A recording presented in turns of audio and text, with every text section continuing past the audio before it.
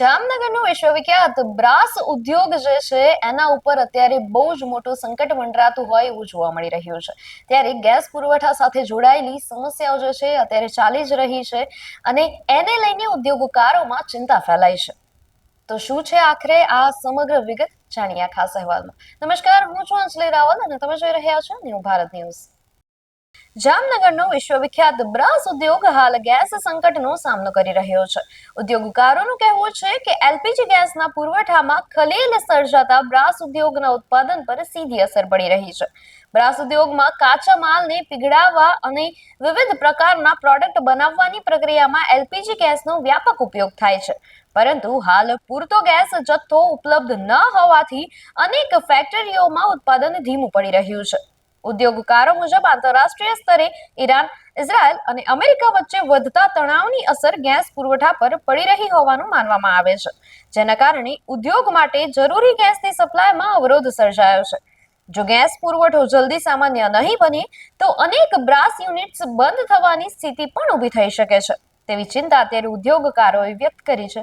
ઉદ્યોગકારોનું કહેવું છે કે આ સ્થિતિ લાંબા સમય સુધી ચાલુ રહેશે તો હજારો મજૂરોની રોજગારી અને કરોડો રૂપિયાના વેપાર પર ગંભીર અસર પડી શકે છે। પ્રમુખ phase 2-3 Dared GIDC plot and shade holder association Jamnagar. આજે ફેઝ 2-3 ઉદ્યોગનગર જીઆઈડીસીમાં અરાઉન્ડ 6,000 યુનિટ ધમધમતા હતા।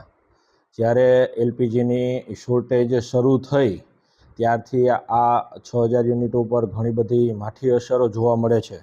હાલમાં ઉદ્યોગમાં ફોર્જિંગમાં તથા એક્સટ્રુઝનમાં બિલેટ ગરમ કરવા અથવા પાર્ટ્સ ગરમ કરવા માટે જે એલપીજી સીએનજીનો ઉપયોગ થતો હતો તે ઉપયોગ ખૂબ જ વધારે પ્રમાણમાં થતો, જેથી ફાઇનલ પ્રોડક્ટ તરફ જઈ શકાતું। હાલમાં તેની શોર્ટેજ હોવાના કારણે આ ઉદ્યોગ ઉપર માઠી અસર છે, તેમજ આગળ રો મટીરિયલ ફિનિશ ગુડ તરીકે જે સપ્લાય થશે એ સપ્લાયમાં પણ ડિલેનો એક પીરિયડ જોવા મળશે, જેથી વૈશ્વિક મંદી તરફ આ શોર્ટેજ એક માનવ જીવનમાં ઉભરી આવી છે, જેને ફૂલફિલ કરવા માણસો આજે બાયો પેલેટ્સમાં પણ જવા માટે મજબૂર બન્યા છે, જેથી સીએનજીનો જે શોર્ટેજ છે, જે સપ્લાય ચેન અત્યારે મળી નથી શકતી, તે એકચ્યુઅલી આ યુદ્ધના કારણે જોવા મળી રહેલી છે।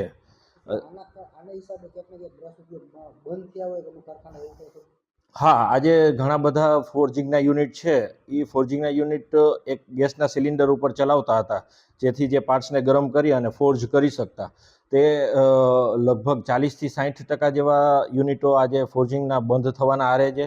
તેમજ આમની શોર્ટેજના લીધે બ્લેકની માર્કેટ પણ વધશે એવું અનુમાન લગાવીએ છીએ।